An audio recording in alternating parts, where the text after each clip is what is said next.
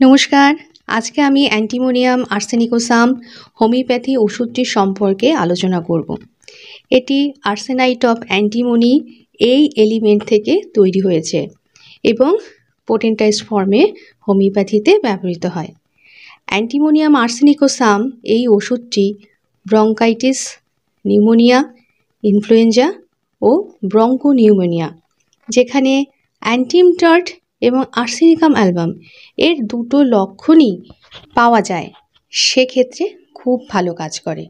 অর্থাৎ অ্যান্টিমটার্টের মতন বুকের ভেতর ঘরঘরে সর্দি, জ্বর থাকবে এবং আর্সেনিকাম অ্যালবামের মতন অত্যন্ত দুর্বলতা, শ্বাসকষ্ট, অস্থিরতা, পিপাসা ইত্যাদি লক্ষণগুলো থাকবে। তখন এই ওষুধটা অবশ্যই ভাবতে হবে। এটা যখন এমফিসিমা বা ফুসফুসের বায়ুস্ফীতি রোগ হয়, অর্থাৎ লাঙের যে এয়ার স্যাক থাকে, যেটা অ্যালভিওলাই বলা হয়, এর টিস্যুগুলো যখন নষ্ট হয়ে যেতে থাকে এবং সাইজে বড় হয়ে যায় এবং ডিসনিয়া বা অত্যন্ত শ্বাসকষ্ট হয়, কাশি হয় এবং কিছু খেলে বা শুলে কাশি, শ্বাসকষ্ট এগুলো বেড়ে যায়, এইসব লক্ষণের ক্ষেত্রে এই মেডিসিনটা অত্যন্ত প্রযোজ্য। এবং এখানে ইনক্রিজড মিউকয়েড সিক্রেশন হতে দেখা যায়। Catarrhal pneumonia associated with influenza এই লক্ষণটি থাকে, অর্থাৎ লাঙের যে এয়ার স্যাকগুলো রয়েছে তাতে ব্যাকটেরিয়া, ভাইরাস বা ফাঙ্গি এর যে কোনো একটির সংক্রমণের কারণে যখন ফ্লুইড বা পাস বা পুজ জমে যায় এবং ইনফ্লুয়েঞ্জার বিভিন্ন লক্ষণগুলো দেখা যায়, যেমন কাশি, শ্বাসকষ্ট হওয়া, মাথা যন্ত্রণা করা, নাক থেকে জল পড়া, গলা ব্যথা হওয়া, নাক বন্ধ হওয়া বা নাক থেকে সাংঘাতিক জল পড়া, এই লক্ষণগুলো যখন থাকে সেক্ষেত্রে এই মেডিসিনটা প্রযোজ্য।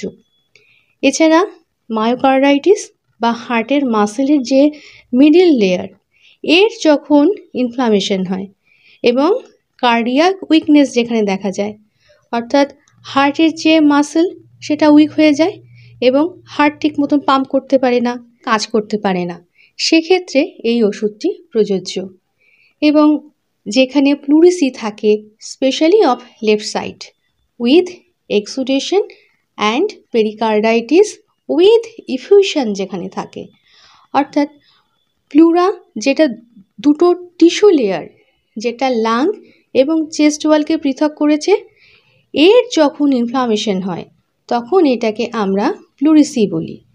সেটা বিশেষ করে বাঁদিকের লাঙে যখন হয় এবং এর ফলে এক্সুডেশন হয়, প্লুরাল ইফিউশন হয় এবং পেরিকার্ডাইটিস বা হার্টের যে পেরিকার্ডিয়াম মেমব্রেন থাকে তার যখন ইনফ্লামেশন হয়, সেক্ষেত্রে অ্যান্টিমোনিয়াম আর্সেনিকোসাম খুব ভালো কাজ করবে।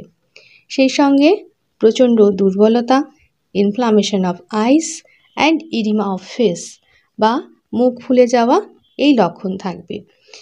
সেই ক্ষেত্রে এই অ্যান্টিমোনিয়াম আর্সেনিকোসাম খুব ভালো কাজ করবে।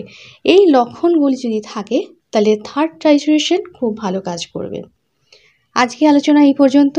পরবর্তী ভিডিওতে আবার আরেকটি হোমিওপ্যাথিক মেডিসিন নিয়ে আলোচনা থাকবে। সবাই ভালো থাকুন, সুস্থ থাকুন। নমস্কার।